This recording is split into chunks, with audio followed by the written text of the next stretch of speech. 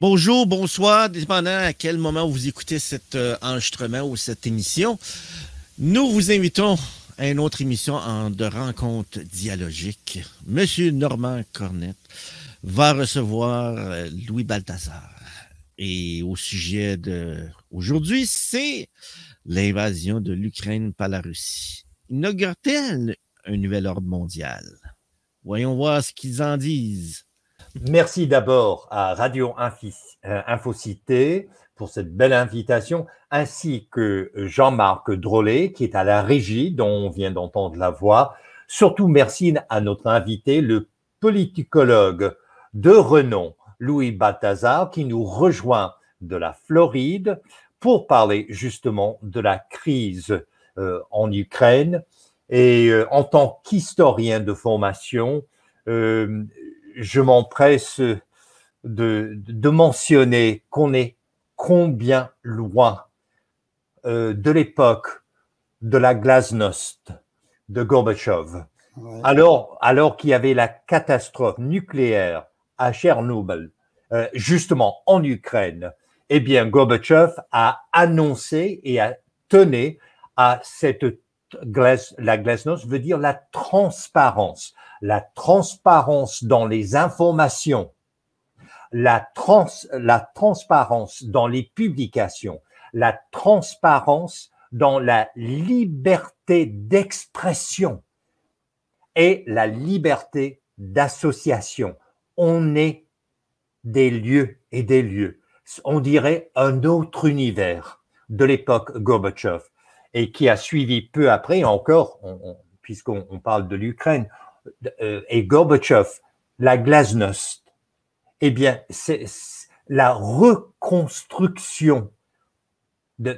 On proposait, à toute fin pratique, que le phénix renaisse des cendres de l'ancienne Union soviétique. Eh bien, ce phénix est devenu, pardonnez le jeu de mots, un oiseau de feu, comme Stravinsky. Parce qu'on est, quand on parle de reconstruction, on a reconstruit, est-ce que c'est le propos de Vladimir Poutine de reconstruire sous un tout autre jour l'ancienne Union soviétique? Et surtout, et c'est là où je vais inviter le professeur Louis Balthazar, professeur émérite de l'Université de Laval, de nous joindre en tant que politicologue. À cette époque, n'est-ce pas, professeur Balthazar, tous les espoirs étaient permis.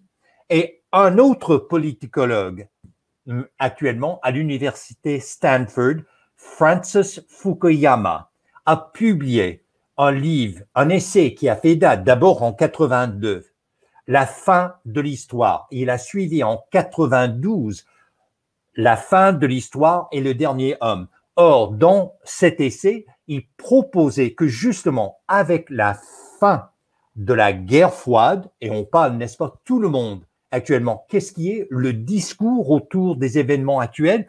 Eh bien, on vient de terminer la période post-guerre froide. Est-ce que c'est vraiment le cas? Et dans le cas de Francis Fukuyama, dont la thèse, c'est que la démocratie libérale est le télos, le but, la fin, l'objectif de l'histoire. Et on ne peut pas aller plus loin qu'une démocratie libérale, et il voyait ça de façon progressive, une évolution vers la démocratie libérale avec la chute du rideau de fer et de l'Union soviétique. À l'époque, tous les espoirs étaient permis. Et je me souviendrai toujours en tant qu'Américain que le président Bush, père, disait que maintenant, c'est fini, on tourne la page et là, on peut réaliser les rêves de l'humanité avec la fin de la guerre froide. Qu'en dites-vous, professeur Balthazar?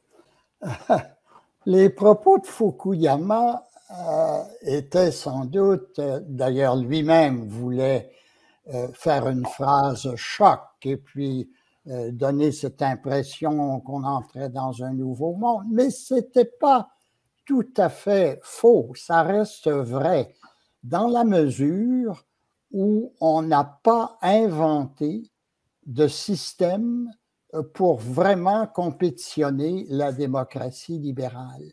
Et on peut dire que ça demeure encore un objectif ultime. Bien sûr, nous avons été trop naïfs dans les années 90 en pensant qu'on s'en allait, que ça progressait partout dans le monde et on n'avait pas mesuré les obstacles possibles suffisamment. Et les obstacles se sont manifestés tout de suite. Il y a eu des nationalismes virulents qui n'ont pas tous été des démocraties libérales, qui se sont manifestés. Et donc, ça créait un certain nombre d'ennuis, dont le démantèlement de l'ex-Yougoslavie, qui a causé un certain nombre d'ennuis, des invasions militaires, etc. La question du Kosovo, tout ça créait beaucoup d'ennuis. Et puis, il y a eu le 11 septembre 2001, qui était un événement plus catastrophique dans les effets sentimentaux que dans sa réalité. Parce que le 11 septembre 2001 n'a pas changé le monde. L'ordre mondial est demeuré exactement le même à cette époque. Mais ça a produit un bouleversement dans les mentalités. Et avec le temps, étant donné les excès, ça il faut le mentionner, l'excès de la politique étrangère des États-Unis sous Bush, non pas le père qui était plutôt sage, mais le fils qui a cru à ce qu'on appelait the unipolar movement, très dangereux. On a dit le monde est désormais unipolaire. Il n'y a que les États-Unis comme grande puissance et donc on peut faire tout ce qu'on veut, on peut mener le monde, démocratiser le monde, ce qui était une illusion et d'ailleurs un mensonge parce que ce n'est pas du tout ce qu'on a fait. Et ça a été extrêmement dangereux pour la Russie en particulier, qui a vu sa puissance, pour ainsi dire, anéantie et qui a mené, il faut le dire, à des abus terribles, la guerre en Irak et des abus de pouvoir de la part des États-Unis. Et cela a souligné, ça a une certaine relation avec ce qui se passe aujourd'hui.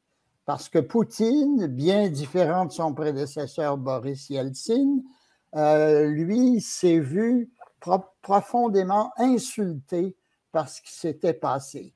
Et il faut le voir, si on examine la Russie comme une grande puissance, même une fois le communisme disparu, la Russie est menacée de partout. La Russie a toujours voulu s'étendre, se donner des espaces tampons pour protéger sa sécurité. Et là, tout à coup, l'OTAN s'est élargie jusqu'aux portes de la Russie, ou presque, jusqu'à l'Ukraine. On a même parlé d'intégrer l'Ukraine à l'OTAN. Tout ceci créait une immense insécurité. Bon, ça c'est important, il faut le dire. Mais ce qu'il faut dire aussi, et ça change toute la donne, le personnage Poutine est un personnage, un autocrate de nature exceptionnelle qui nous fait penser à Hitler et à Staline, aux démons du XXe siècle. Et ça change toute la donne. On aura beau attribuer tous les torts possibles aux États-Unis, et on peut le faire avec raison, mais la réalité que nous voyons aujourd'hui, c'est l'effet d'un paranoïaque. Et quelles que soient les concessions qu'on lui ait faites dans le passé, il serait demeuré paranoïaque. Ce qui se passe aujourd'hui ressemble beaucoup à ce qui s'est passé en 1938 et 1939. Hitler voyait des Allemands qui étaient soi-disant lésés, victimes d'un régime qui n'était pas le leur, des minorités allemandes dans le territoire de ce qu'on appelait les Sudètes en Tchécoslovaquie. Et Hitler a demandé des concessions, il en a obtenu, mais ça ne l'a pas empêché éventuellement d'envahir la Tchécoslovaquie et le reste de l'Europe. Je ne pense pas que Poutine soit capable d'envahir le reste de l'Europe, mais il le ferait s'il le pouvait. Je pense qu'on est devant un personnage, bon, toujours délicat de faire des comparaisons, mais il y a beaucoup de liens entre les calculs d'un Poutine et ceux d'un Hitler. Mais puisque vous avez mentionné l'année 1938, je tiens à signaler que notre optique est celle des Occidentaux. Or, pour nous, l'ennemi est à l'Est, en Russie, dans l'ancienne Union soviétique, mais le regard de l'Europe orientale et spécifiquement de la Russie et de l'ancienne Union soviétique est tout autre. Je signale en 1938, un des plus grands cinéastes du monde du cinéma, Sergei Eisenstein, a réalisé un film, Alexandre Nevsky. Alors, justement, de quoi s'agit-il? Il s'agit de l'invasion des chevaliers teutoniques, donc les Allemands, en Russie, et la Russie a riposté. Et donc, Alexandre Nevsky fait partie intégrante de cette conscience que la menace vient de l'Occident. Alors, ça, il faut le signaler. Et quand on regarde en littérature russe, et parmi les plus grands écrivains de la littérature mondiale, pensons à Tolstoï. La guerre et la paix. Qui est l'ennemi? L'ennemi vient de l'Occident. L'ennemi, c'est Napoléon. C'est la campagne des Français jusqu'à Moscou en 1812. Or, Tolstoï, il n'est pas tendre à l'égard des Occidentaux, à l'égard des Français, à l'égard de Napoléon. C'est eux qui mènent la guerre, qui sèment des troubles, qui nous menacent. Et à la même époque, on est dans les années 1860, lors de la publication de La guerre et la paix, d'abord par tranche, mais à la même époque, on a Dostoïevski, Crime et châtiment. Eh bien, Napoléon encore est l'archétype du personnage principal en Crime et châtiment, dont les fins justifient les moyens, y compris le meurtre. Et en musique, on ne peut pas s'empêcher de penser à l'ouverture 1812 de Tchaïkovski, qui lui célèbre, qui fête la défaite de Napoléon et de l'armée française, la grande armée, aux portes de Moscou. Alors, pour nous, je crois que une des raisons qu'on se retrouve dans cette situation, c'est que malheureusement, on a une optique binaire de la situation. Et vous savez que Fukuyama, dans la fin de l'histoire, il a emprunté du philosophe allemand Hegel.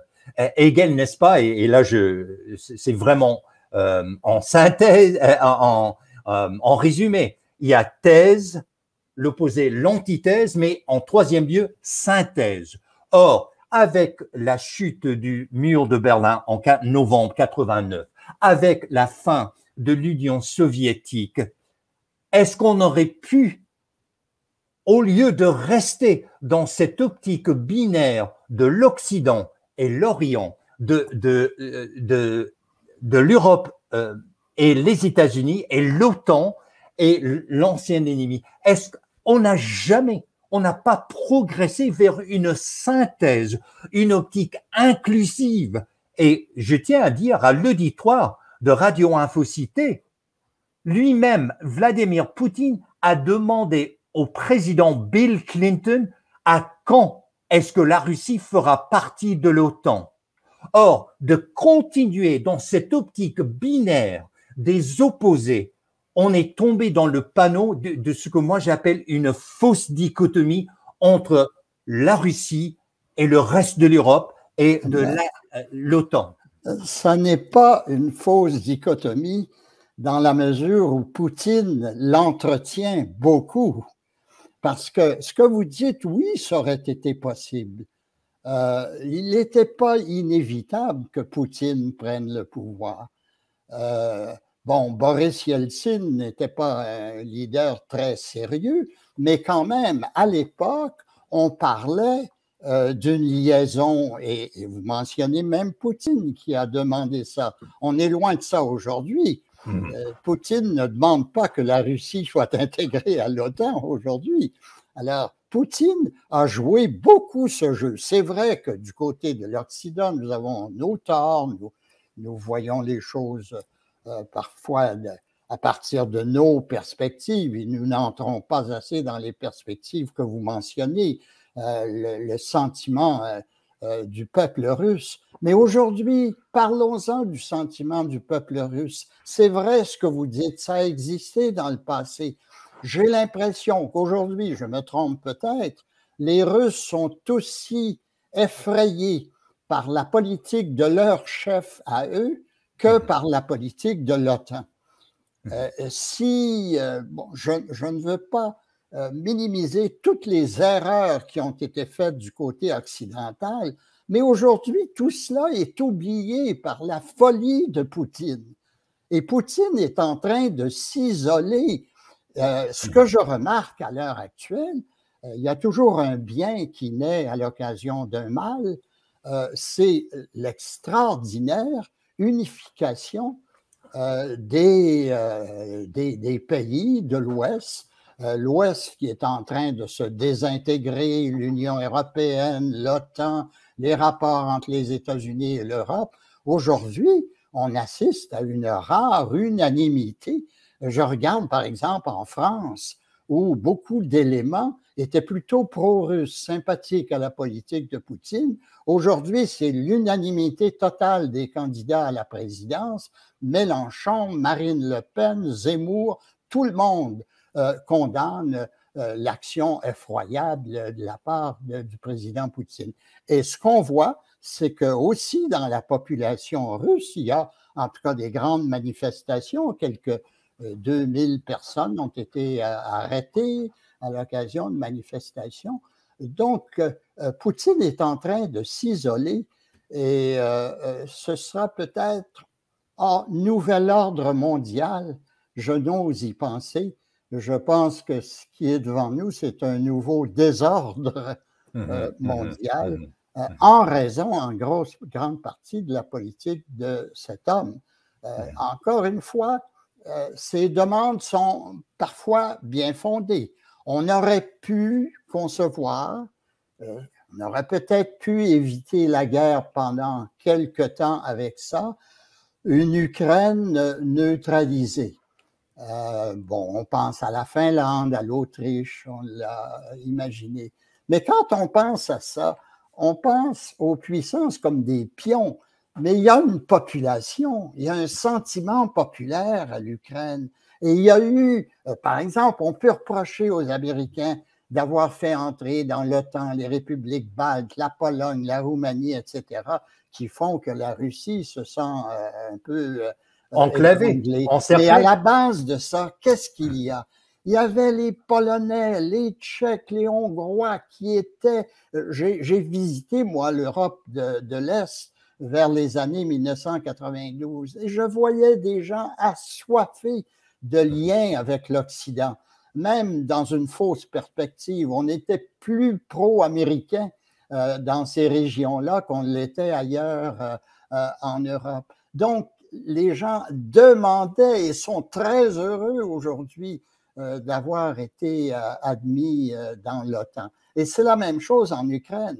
On pourrait dire aux Ukrainiens, on aurait pu le faire, taisez-vous, vous ne serez jamais membre de l'OTAN, votre pays sera neutralisé et vous devrez être très respectueux de votre voisin, la Russie. Mais ce n'est pas ça qu'ils veulent. Ils veulent vivre comme des Occidentaux. Et on le voit d'ailleurs dans l'exode considérable des gens vers la Pologne. Alors, c'est facile de dire comme ça, sans penser aux populations, que l'Ukraine aurait dû être un pays totalement neutre. Mais les gens ne le veulent pas. Et ils vont résister à l'heure actuelle. On va assister, je l'espère, à une résistance qui sera comparable à celle de la France durant la Deuxième Guerre mondiale. J'ai l'impression que le sentiment, la volonté de résistance est là. Je me trompe peut-être, mais il est sûr que les forces de Poutine vont écraser le pays. Dans les faits, la liberté, ce n'est pas pour demain en Ukraine, ça c'est sûr. Oui, et je reviens à Fukuyama et cette idée de la démocratie libérale comme une évidence. Or, à mon humble avis, on a pris pour acquis que la Russie et toute l'Europe de l'Est et l'Europe centrale allaient graviter vers une démocratie libérale. Et comme vous soulignez, professeur Balthazar, la volonté y est. Sauf que d'avoir comme voisins, dont beaucoup sont russophones, aussi bien russophones, entre autres, c'est le cas du président actuel, il est aussi russophone, eh bien, d'avoir une démocratie libérale comme voisin qui diffuse la liberté, qui diffuse les valeurs d'une démocratie libérale, eh bien là, Poutine, qui n'arrête à rien pour supprimer une démocratie libérale, c'était pour lui, il fallait avoir ce zone tampon. Et je tiens à dire aussi, Poutine et la Russie actuelle, Poutine ne cédera pas un millimètre carré du territoire, pas un millimètre carré. Je donne l'exemple. Il n'a plus la possibilité vraiment de faire l'expansion dans l'Orient. Et pour cause, à la Chine. Alors, regardons les îles Kouriles que réclame le Japon, qui était un des premiers pays à imposer des sanctions, c'était le Japon. Et le Japon, dont le territoire est tout petit, minuscule en comparaison avec la Russie. Mais pourquoi est-ce que la Russie tient mordicus aux îles Kouriles afin d'avoir une base navale avec accès sur le Pacifique? Pourquoi Poutine tient sur la mer Noire? Pourquoi a-t-il attaqué Mariupol et Otchiva? Parce que ce sont des bases. Il se trouve soit sur l'accès à la mer Noire, soit des bases navales. Et c'est la raison que Crimée est tellement important aux yeux de Poutine. Les Russes, depuis des siècles, rêvent d'avoir des bases navales, justement, dans les mers qui ne deviennent pas la glace. Et je vous donne un exemple. Alors que Barack Obama avait tracé une ligne rouge en Syrie, si jamais Assad se servait des armes chimiques, eh bien, les États-Unis allaient riposter automatiquement. Quand est venu le moment qu'on a prouvé qu'il s'est servi des armes chimiques, Barack Obama a reculé, il n'a pas tenu sa parole et même des généraux et des amiraux américains ont publié une lettre ouverte. Là, vous venez de créer une situation en or. Et justement, qui est maintenant en Syrie? Nul autre que la Russie. Et qui plus est, le rêve des siècles d'une base navale, d'un port russe dans la Méditerranée, c'est donc un rêve réalisé maintenant à Alep. Et Poutine ne cédera jamais ce terrain au cœur du Moyen-Orient et dans la Méditerranée. Alors, au point de vue géopolitique, et Mariupol, c'était justement la raison qu'hier, il y avait cette invasion, aussi bien par les soldats que par des navires, parce que là encore, il s'agit de l'entrée. Un autre exemple, Kaliningrad. Kaliningrad, c'est une enclave russe entre la Pologne et la Lituanie. Jamais est-ce qu'ils vont céder. C'est comme ça sa stratégie, d'avoir des enclaves russophones, que ce soit en Géorgie, où il a pris encore une tranche de territoire, que ce soit en Moldavie, là encore, il y a une enclave. Mais, Kaliningrad et la Moldavie, c'est quand même différent parce que là, on est en Occident. Ouais. À Kaliningrad, en particulier, c'est à l'intérieur d'un pays de l'OTAN. Alors là, bien sûr, Poutine ne veut garder cela, mais ne pourra pas aller plus loin là, à ce moment-là. D'ailleurs, ce que vous dites donne raison à ceux qui ont fait de Poutine un être extrêmement dangereux. Parce que avant ce qui est arrivé hier, beaucoup de gens disaient « mais il y a une obsession de russophobie, d'opposition à Poutine, revenez-en, Poutine est un homme intelligent qui joue ses cartes habilement, etc. » Il y avait un fort courant et les Russes ont cet organisme de presse extrêmement puissant et influent à travers l'Europe qui s'appelle Russia Today, je pense. Hein? Des nouvelles on répand des nouvelles qui ont l'air très objectives, qui font des analyses très négatives par rapport à l'Union européenne, par rapport aux États-Unis, et jamais rien contre l'Europe. Donc, il y avait, et encore une fois, je le souligne, c'est peut-être le bienfait qui vient du mal auquel on assiste à l'heure actuelle, de détruire ces mythes, tous ces courants pro-Poutine qui existaient aux États-Unis, en Europe. Je ne sais pas ce que ces gens-là disent aujourd'hui. Pour absoudre Poutine, c'est assez difficile de l'absoudre aujourd'hui. Même si on peut comprendre pourquoi il a attaqué et toute cette philosophie de l'Ukraine, partie intégrale historiquement de la Russie, tout ça est juste et vrai, mais il n'y a rien qui excuse cette action unilatérale absolument cruelle à laquelle on assiste aujourd'hui. Donc, je reviens là-dessus. Ce à quoi on va assister, je le pense et je l'espère en même temps, j'ai peut-être tort, mais c'est que Poutine va être de plus en plus isolé. Même les Chinois, qui sont plutôt sympathiques à la politique de la Russie, se tiennent sur leur garde à l'heure actuelle. Et je ne pense pas qu'ils approuvent directement l'action militaire de la part de la Russie en Ukraine. Mais je ferme une parenthèse en parlant de Kaliningrad.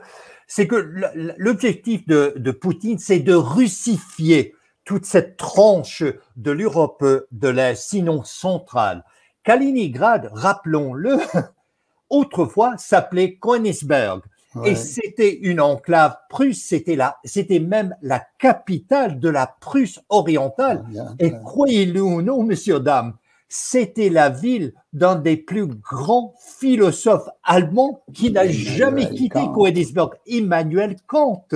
Or, l'objectif n'est rien d'autre que réclamer cet espace, cette zone, cette influence et de la garder, de se l'approprier. Ceci dit,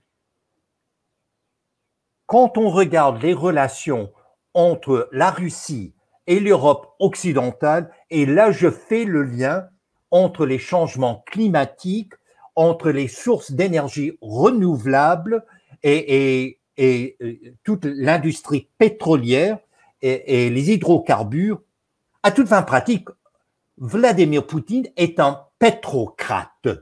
Rappelons que Gazprom, la Russie, est le plus grand producteur de gaz naturel dans le monde entier. Et l'Occident, les pays de l'Union européenne, en particulier l'Allemagne et l'Italie, le Premier ministre d'Italie, il dit « Attendez, vous savez, cet hiver, en décembre, le prix du gaz naturel est monté 9 fois. Poutine, il a sa main sur le robinet. La Russie est le deuxième plus grand producteur du pétrole brut dans le monde entier. Troisième, je crois. Après l'Arabie Saoudite. Oui, l'Arabie Saoudite est en premier, oui. Ouais. Alors, quand on a une économie qui carbure, sans jeu de mots, sur justement l'énergie fossile, on dirait que ça se prête à la manipulation. Et alors que on parle des sanctions, jusqu'ici, je ne sais pas si dans les dernières minutes, l'Union européenne et les États-Unis ont eu recours à couper la Russie du système financier international SWIFT, S-W-I-F-T, mais ça c'est l'option nucléaire financière. Mais jusqu'ici, on hésite à le faire parce qu'on est tellement dépendant. Or, on clamait. Pourquoi on n'a pas pris des mesures lors de l'occupation en Crimée? Comment ça se fait que depuis en 2014, qu'on a au contraire, on a amplifié la dépendance sur la Russie et par le fait même sur l'industrie pétrolière. On parle d'une pétrocratie, que ce soit l'Arabie Saoudite, que ce soit la Russie de Vladimir Poutine. Il y a là des ressemblances et les États-Unis qui soutiennent l'Arabie Saoudite. Et même si il y a des Américains qui protestent, je vous assure que les multinationales pétrolières américaines se réjouissent du prix du pétrole en ce moment. Oui. Est-ce que déjà M. Scholz a annoncé qu'il interromprait le développement de la ligne Nord Stream 2 qui transporte du gaz naturel en Europe? Est-ce qu'il va tenir le coup? Parce que, comme vous le dites, les Allemands, les Italiens, toute l'Europe est très dépendante du gaz naturel russe. Ça va peut-être du côté du Canada ressusciter le projet de GNL au Saguenay, là, de tentative d'exporter du gaz naturel de l'Alberta vers l'Europe. Des choses comme ça. Et c'est vrai que on va demander à l'Occident beaucoup de sacrifices pour s'opposer à Poutine. Est-ce qu'on va les faire? Pour le moment, ça annonce bien, en tout cas. M. Scholz s'est prononcé assez fermement contre le Nord Stream 2, en dépit des torts que ça va faire à l'Allemagne. Et je pense que le spectacle de ce qu'on voit à l'heure actuelle en Ukraine, pour des Occidentaux, c'est vraiment terrible. C'est terrible à dire qu'on a vu bien des massacres ailleurs dans le monde, en Irak, en Syrie, etc. Mais ça ne nous a pas touchés comme Occidentaux autant que de voir des gens dont la condition de vie est semblable à la nôtre, moins élevée sans doute, mais moi j'étais impressionné par le nombre de voitures que les gens possèdent en Ukraine et de les voir s'en aller au lieu du spectacle des charrettes qu'on voyait après l'occupation de la France en 1940. Là, c'était des voitures, c'était des gens bien relativement riches qui sont chassés cruellement de leur pays. Je pense que les Occidentaux s'identifient fortement aux Ukrainiens et qu'ils sont assez horrifiés par ce qui se passe pour tenir le coup, pour s'imposer des sacrifices. Est-ce que cela va durer? C'est autre chose. On s'habitue malheureusement à tout. Et peut-être que dans un mois, dans 2 mois, quand on verra l'Ukraine à terre, occupée, qu'on finira par se résigner et par ne plus vouloir renoncer aux avantages économiques des liens avec la Russie. Et je suis content, professeur Balthazar, que vous souligniez le Nord Stream 2. Pourquoi l'Ukraine est la plaque tournante pour la Russie?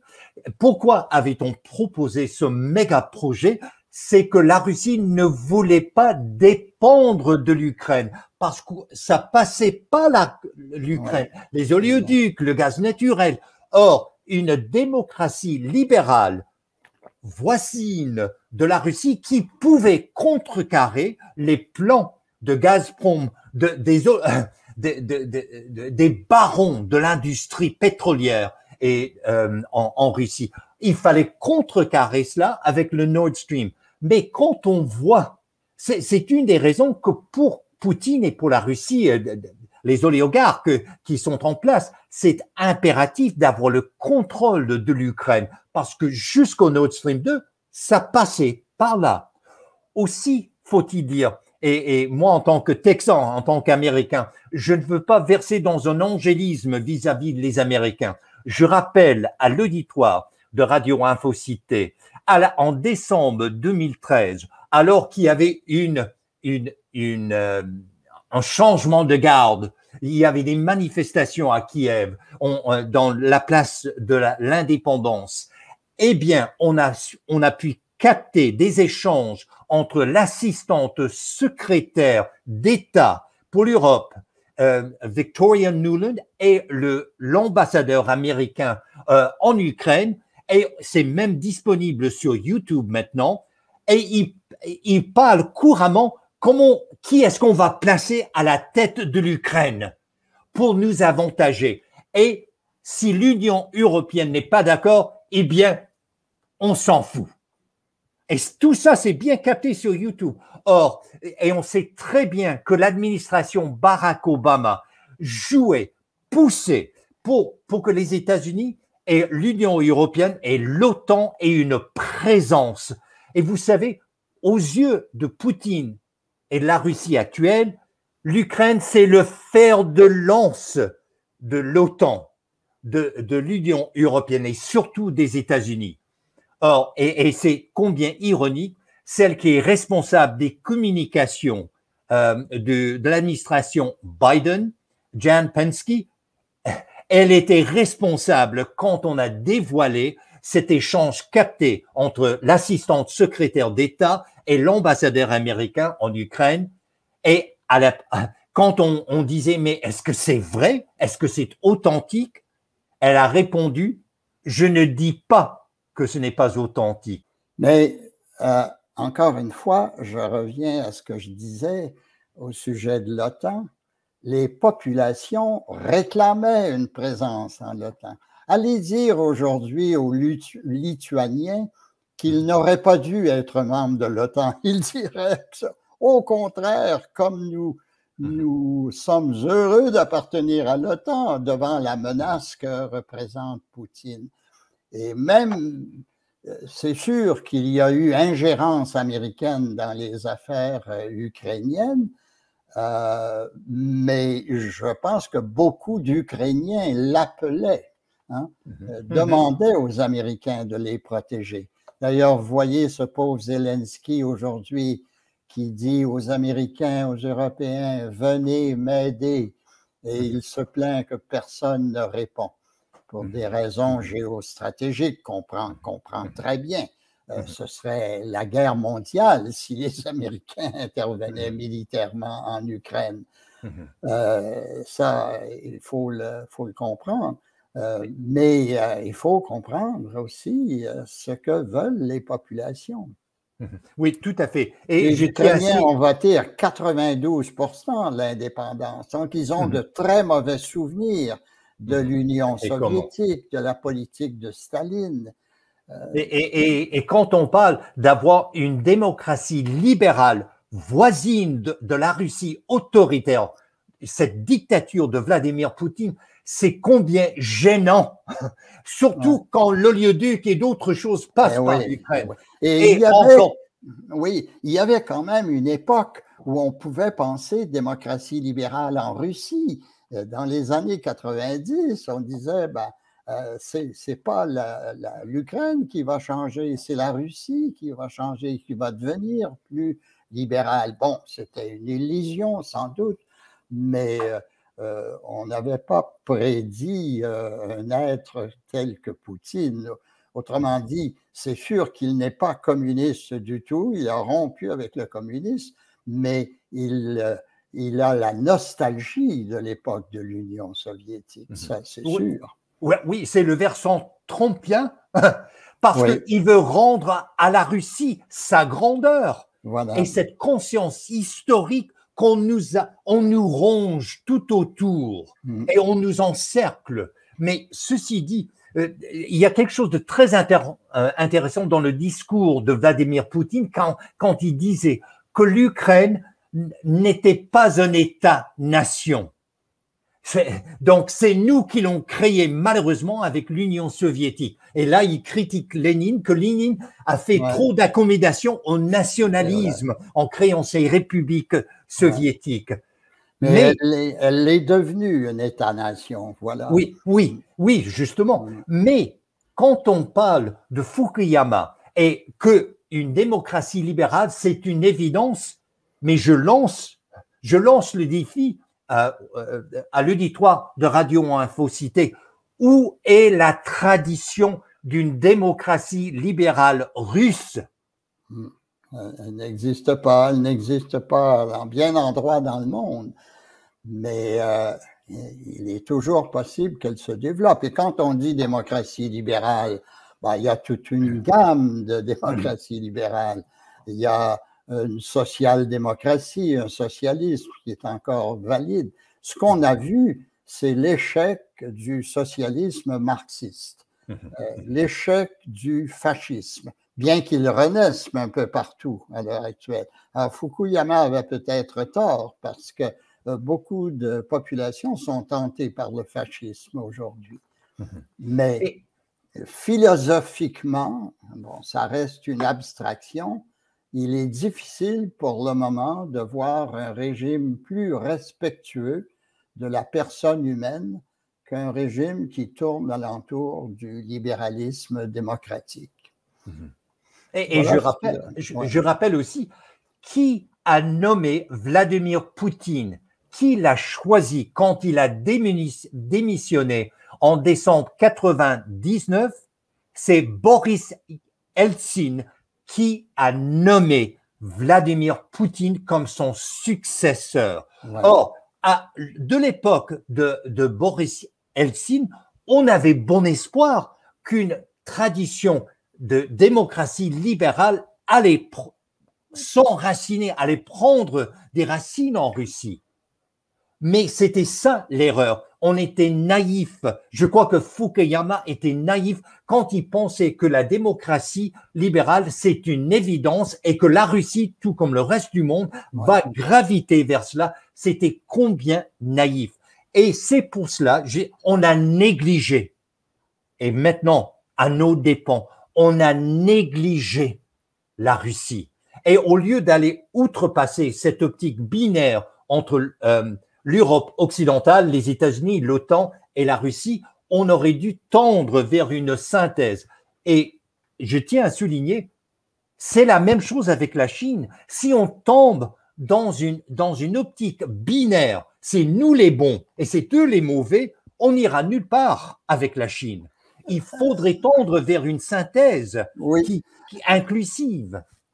C'est vrai tout ce que vous dites, mais en même temps, il faut se rappeler qu'on a voulu le faire, qu'il y a des périodes où on a espéré, on a tendu la main à la Russie. Vous donnez l'exemple de la Chine, mais Deng Xiaoping, c'était merveilleux, et les Occidentaux sont allés loin quand même. On a voulu inclure la Chine dans le système commercial international.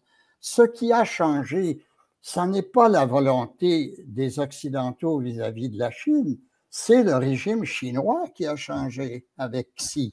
On avait des régimes avec lesquels on pouvait composer et on a vécu des moments d'euphorie dans les rapports avec la Chine. On ouvrait des bureaux, des ambassades, des relations partout et on ne démonisait pas les Chinois. On le fait peut-être aujourd'hui, mais Xi nous donne un très bon coup de main. Et la même chose pour la Russie. C'est vrai qu'on a négligé, qu'on n'a pas été assez prudent, etc. Mais qu'est-ce qu'on aurait dû faire? Qu'est-ce qu'on aurait dû faire et qu'on n'a pas fait? Refuser l'entrée de l'OTAN aux populations de l'Europe de l'Est? Allez leur demander aux populations ce qu'ils en pensent. Ou bien l'inclure, ou bien pas. En fait, on a laissé. Vous-même, vous dites, bon, on aurait pu faire des ouvertures à Poutine davantage, mais vous dites vous-même qu'on l'a laissé faire. Il est allé en Syrie, en Crimée, partout. Donc, c'est pas parce que les Occidentaux n'ont pas voulu tendre la main à la Russie. On a été, au contraire, naïfs. Est-ce que vous voulez dire donc, professeur Balthazar, ce que je veux dire, c'est que tout ce que c'est un moment unique, c'est trop peu, trop tard, dans le cas de Vladimir Poutine? Oui, voilà. Et ce que je veux dire, c'est que Vladimir Poutine, comme le personnage de Xi en Chine, a joué son rôle dans le refus et de la Chine et de la Russie de faire partie, en tout cas de faire cause commune, de faire tomber l'attitude binaire dont vous parlez. C'est vrai que ces attitudes binaires sont toujours condamnables, mais qui en est responsable à l'heure actuelle? Les Occidentaux, pour une part, mais sûrement que ces deux leaders contribuent à ce qu'on parle de plus en plus des bons et des méchants. Et en parlant de la Chine, là encore, peut-on parler d'une tradition de démocratie libérale? Certes, il y avait l'époque de Sun Yat-sen, il y avait un moment, mais c'est pour cela, il nous faut penser autrement. On a laissé en place une charpente de post-deuxième guerre mondiale et il nous fallait aller au-delà de l'optique, y compris de Francis Fukuyama. Ce qui s'est passé, c'est ce que moi j'appelle une atrophie intellectuelle. On aurait dû avoir de nouvelles visions, de nouvelles pensées synthétiques qui savaient englober, comprendre, inclure, que ce soit la Russie post-Union soviétique, que ce soit la Chine avant que là maintenant, il est en place et puis il ne partira pas. Et quelle ironie, qui a ouvert tout grand la porte des États-Unis en Chine? Nul autre que Richard Nixon. Ben oui. Donc c'est difficile de dire qu'on n'a pas voulu. On l'a fait amplement. Mais il le faisait en contrepartie à la Russie, à l'Union soviétique. C'était pensé. Ben oui. Il y a eu quand même Gorbatchev. Il y a eu beaucoup de sympathie. C'est sûr qu'on comprend toujours mal les autres. C'est sûr que la démocratie libérale, ça, je vous le concède, c'est une grande naïveté, ne s'implante pas comme ça du jour au lendemain, comme Bush fils croyait le faire en Irak. Une erreur fondamentale. Il faut comprendre les traditions, la difficulté qu'on a. Mais ça reste toujours un idéal. La liberté de la personne humaine, pour moi, est toujours un idéal. Et de dire, par exemple, si on disait, il y a une tradition, la liberté n'est pas implantée comme une tradition en Chine et en Russie, donc c'est comme ça, ce sera toujours comme ça. Je suis peut-être idéaliste, mais comme Fukuyama, je rêve d'un monde où la liberté serait respectée partout. Et ça veut dire des progrès par rapport à certaines traditions, des progrès lents, graduels, bien sûr, mais ça reste pour moi un idéal. Mais quand je parle, professeur Balthazar, est-ce que c'est l'invasion de l'Ukraine par la Russie, est-ce qu'elle inaugure un nouvel ordre mondial? C'est dans le sens que, certes, chez les Occidentaux, et dans le monde, il y a le système financier SWIFT. Mais vous savez très bien que la Chine a contrecarré avec CIPS. Or, maintenant, la Russie a la possibilité de transiger avec la Chine. Or, comment se fait-il que les démocraties libérales, l'Occident, l'Europe occidentale, les États-Unis, comment se fait-il qu'on a accru notre dépendance sur la Russie au point de vue de l'énergie. On aurait dû avoir une optique beaucoup plus large. Et ce qui explique, à mon humble avis, cette atrophie dans la politique actuelle. On n'a pas fait le lien entre des économies, des démocraties dépendantes de l'énergie non renouvelable et des pétrocraties, des tyrans, des dictateurs. C'est vrai. Et encore une fois, il y a eu des volontés qui se sont exprimées, mais les forces cruelles de l'économie l'ont emporté. L'exemple de l'Arabie saoudite est patent. Hein? Les Arabes, les Saoudiens ont commis des crimes atroces. Au Yémen, actuellement. Les États-Unis sont incapables, le Canada non plus d'ailleurs, d'offrir quelques sanctions que ce soit à l'Arabie saoudite. Et qui vend le Canada qui vend les armes à l'Arabie saoudite. Oui, voilà. Ben oui. Et c'est la raison, justement. Alors, quand on y pense, je crois qu'il nous faut vraiment un examen de conscience. On peut avec raison, et ce que j'ai dit ne cautionne nullement les atrocités commises par Vladimir Poutine et ceux et celles qui sont à son emploi. Mais les États-Unis sont mal placés pour pointer en doigt accusateur quand on parle d'invasion. Regarde l'Afghanistan, regarde l'Irak. Alors, il nous faut aller plus loin que simplement cette pensée bon et méchant, vrai et faux, noir et blanc. Il nous faut penser de nouvelles pensées pour un nouvel ordre international et au cœur de cela est notre dépendance sur les hydrocarbures. Oui ou non, c'est une évidence. Et là, la faiblesse humaine étant ce qu'elle est, si on n'a pas réussi à condamner l'Arabie saoudite, ça augure très mal. Est-ce qu'on va réussir à résister à la Russie? Voilà. Ouais. Et pour boucler la boucle, j'ai présenté un atelier dialogique avec le chef des forces armées du Canada, le général John de Chastenard, qui était aussi l'ancien ambassadeur du Canada aux États-Unis, nommé par Jean Chrétien. Eh bien, lors de cet atelier dialogique avec le général Jean de Chastenard, je lui ai posé la question, est-ce que le militaire, c'est la réponse ou bien c'est le problème dans des conflits? Or, il avait répondu, et c'était très, très intéressant, il disait que l'avenir, du moins dans l'Occident, nous, on nous a formés que l'avenir allait se jouer sur les grandes plaines entre l'Allemagne et la Russie. Et ça, il a dit il y a combien d'années? Et ça s'avère vrai. De plus, que disait, en parlant de l'Allemagne, Goethe? Goethe disait, et c'était écrit quand on entrait dans le département d'histoire à l'Université de Californie à Berkeley, dont je suis ancien, on citait Goethe. Ce qu'on a appris de l'histoire, c'est qu'on n'a rien appris de l'histoire. Je voudrais citer aussi au sujet des militaires cette citation de Barack Obama